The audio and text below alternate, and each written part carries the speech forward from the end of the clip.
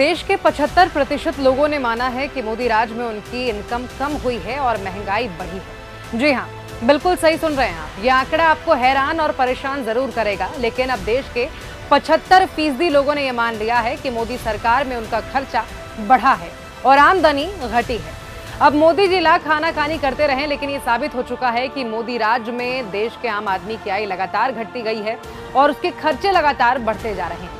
ये दावा हमारा नहीं है, बल्कि रिजर्व बैंक के कंज्यूमर कॉन्फिडेंस सर्वे में इस बात का खुलासा हुआ है। रिजर्व बैंक का ये सर्वे देश के 19 राज्यों में किया गया था, जिसमें 75% लोगों ने इस बात को कबूल किया कि उनकी मौजूदा कमाई यानी कि जो सैलरी है उसमें वो खर्चा पूरा नहीं कर पा रहे हैं।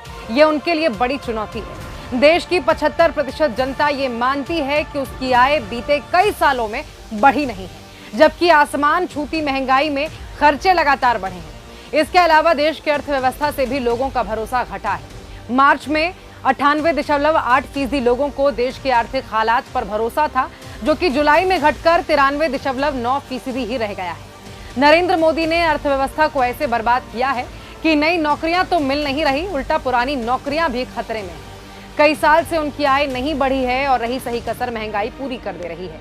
मोदी सरकार में महंगाई और बेरोजगारी का आलम यह है कि लोगों को अपना पेट भरना भी मुश्किल हो गया है। इस सर्वे में लोगों ने इन दोनों चीजों को ही अपनी सबसे बड़ी चुनौती और मुश्किल बताया है। नरेंद्र मोदी की गलत नीतियों ने महंगाई और बेरोजगारी बढ़ाकर जनता की कमर पूरी तरह से तोड़ दी है।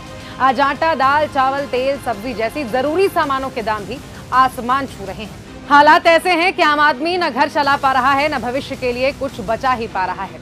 वहीं रोजगार की हालत और खराब है।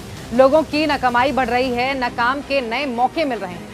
लेकिन नरेंद्र मोदी इन सारी बातों से बेफिक्र हैं। वे जनता को महंगाई और बेरोजगारी के चक्रव्यूह में फंसाकर अपनी जिंदगी मजे से जी रहे हैं, ऐश कर रहे हैं।